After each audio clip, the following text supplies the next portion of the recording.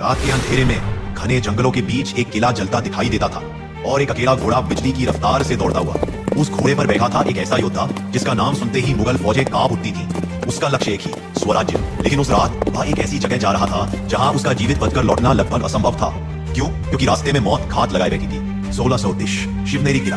एक ऐसा बालक जन्म लेता है जिसकी आंखों में बचपन से ही आग थी, अन्याय के खिलाफ लड़ने की आग। जब दूसरे बच्चे खेलते थे वह तलवार चलाना सीखता था। उसकी माँ राजमाता जीजाबाई उसे प्रतिदिन रामायण और महाभारत की वीर कथाएं सुनाती और कहती, बेटा एक दिन तू इस धरती को अत्याचार से मुक्त करेगा। शिवाजी ने ये वचन अपने दिल में उतार लिया। सिर्फ 16 साल की उम्र में शिवाजी महाराज ने पहला किला जीता, तोरना। उस दिन पूरा क्षेत्र दहल उठा, क्योंकि यह सिर्फ किले का जीतना नहीं था, यह अत्याचार के खिलाफ पहली चिंगारी थी। मुगल और आदिलशाही सरदार बौखला गए। उन्होंने कहा, यह लड़का नहीं तूफान है। 1659 एक ऐसा वर्ष जिसने भारत का इतिहास बदल दिया।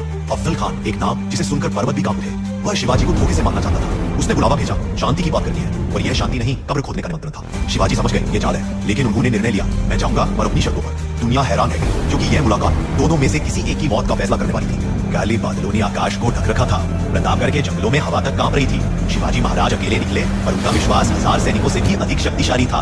अफजल खान ने मुस्कुराते हुए हाथ फैलाए, लेकिन उसके अंदर कवच के पीछे छिपा खंजर था। वह झपटा और शिवाजी तैयार थे। उनके वादक ने अफजल का सीना चीर दिया।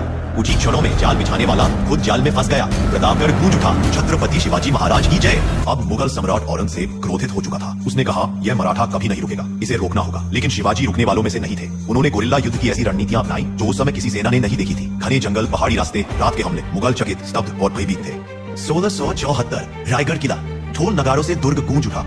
एक सामान्य मराठा योद्धा अब छत्रपति शिवाजी महाराज बन चुका था, स्वराज्य का संस्थापक। उन्होंने साबित किया, राजा जन्म से नहीं बनता, कर्म से बनता है। 3 अप्रैल 1680 रायगढ़ किले के भीतर दिए धीमे धीमे टिमटिमा रहे थे। कमरे में गहरा सन्नाटा था, सिर्फ महाराज की हल्की सांसें सुनाई दे रही थी। परिवार, सेनापति और उनके सबसे विश्वास पात्र साथी सब उनके आसपास खड़े थे। शिवाजी महाराज ने अंतिम बार अपने पुत्र संभाजी और राजाराम की तरफ देखा और धीमी आवाज में कहा, स्वराज्य स्वाभिमान से बड़ा कोई धर्म नहीं। उनके इन शब्दों के बाद कमरे में कुछ क्षण के लिए एक गहरा मौन फैल गया और रात के तीसरे प्रहर में भारत की धरती ने अपना सूर्य खो दिया।